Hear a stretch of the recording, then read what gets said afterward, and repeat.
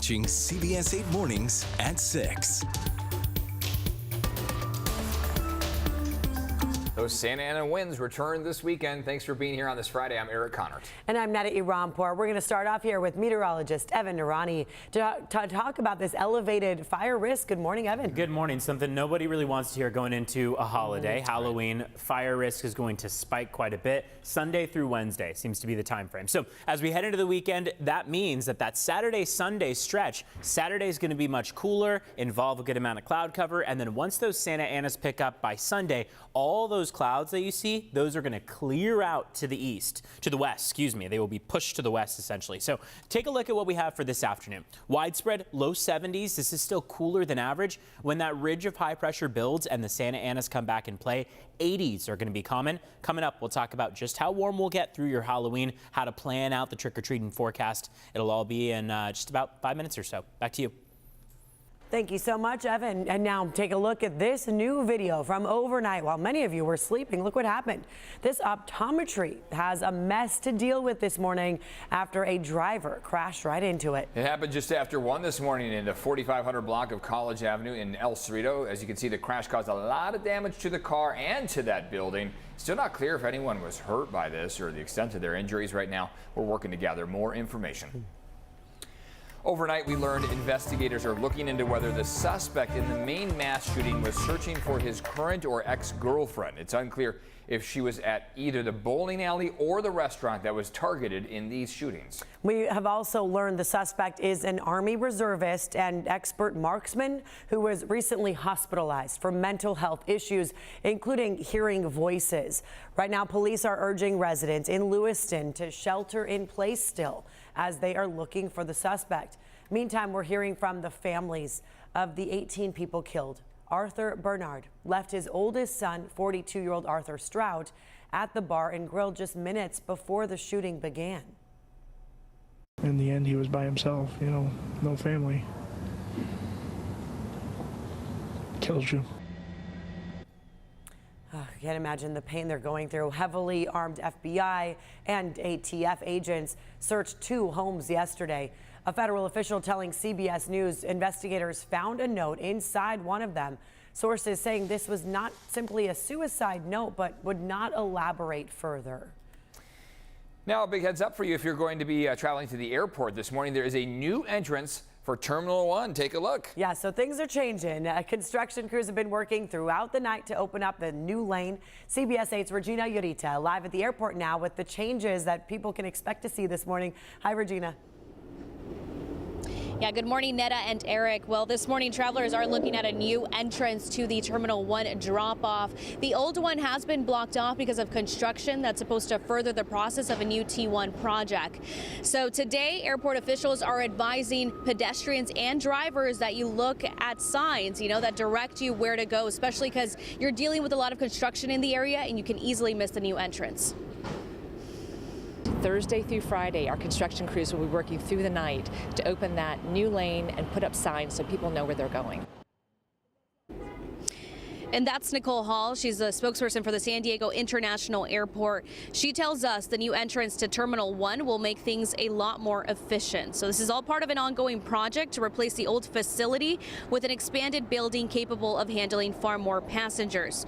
So here are the changes drivers and pedestrians should keep in mind starting today. Drivers heading westbound on North Harbor Drive will see the new Terminal 1 entrance near Liberator Way. This will come up earlier for cars in the previous entrance. For people walking to Terminal 1, they will also have to access the airport from a new path. It starts near the intersection of North Harbor Drive and Harbor Island Drive. Travelers will be entering the terminal on what will be the first section of a new airport entrance roadway that will take drivers to the front of the existing Terminal 1. Once construction is completed, the western end of that roadway will be realigned to go to the newly constructed terminal. The project aims to split into an elevated departures roadway and a ground level arrivals roadway. The new entrance also will allow construction crews to continue work on the new T1 parking plaza. The 5-level structure will offer 5,000 2,200 parking spaces. That's 750 more parking spaces than the old Terminal 1 surface parking lot. 10% of parking spaces in the new parking structure will offer charging stations for electrical vehicles, and that is scheduled to open in late 2024. Now back here live, airport officials are advising drivers that they slow down and watch for signs that will alert them on where they should turn. They also advise that you give yourself extra time to get to the airport because you are sharing the road with construction crews as well as their equipment. So definitely keep that in mind as you're heading here. For now, I'm live outside of the San Diego International Airport. Regina Yurita, CBS 8.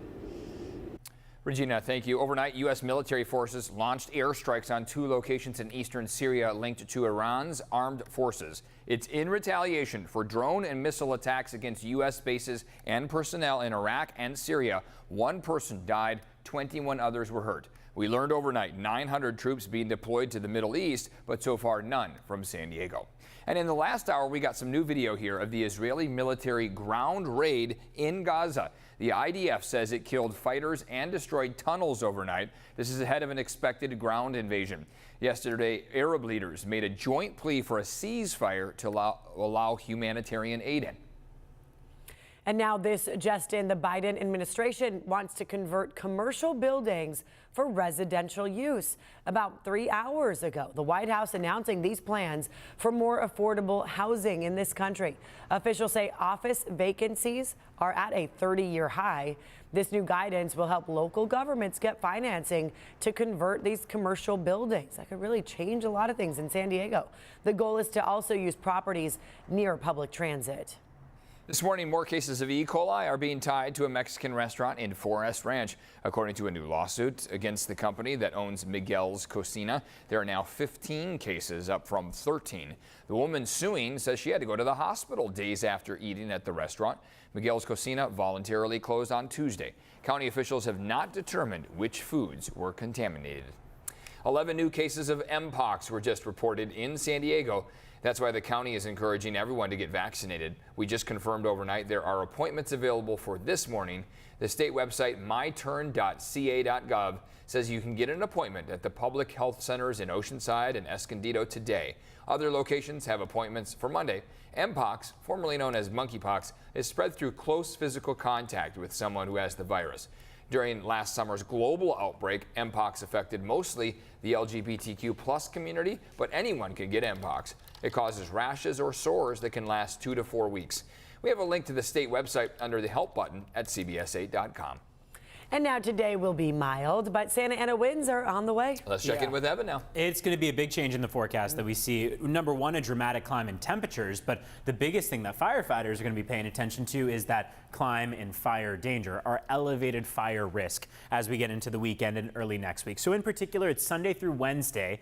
Tuesday is Halloween, and we don't love that Santa Ana winds come about for that reason because of all the dry brush out there, basically denoting that if a fire starts, it can spread very rapidly. Today is the mild day, like you heard Eric and Netta say. So today, 70s, partly cloudy skies, humidity, not much trouble out there, not dropping down too low. And temperatures, they're mainly in the 50s. So this is what you see walking out the door right now. 58 degrees in Oceanside, 58 in Del Mar, 55 in Poway, 51 in Ramona. Notice the farther east you go, you start getting pretty chilly over those mountains. 49 for Mount Laguna right now, 48 down in Campo. But take a look at the weekend beach forecast. Ridge of high pressure begins to expand from Saturday into Sunday. That's going to boost our temperatures. And then those offshore winds develop. That's warm, dry air coming from the east. We go from 70 on Saturday with mostly sunny skies to 77. A 7-degree jump in temperatures in one day along our coast. Pretty rare for us. And that's because of that dramatic shift. We'll see that ridge expand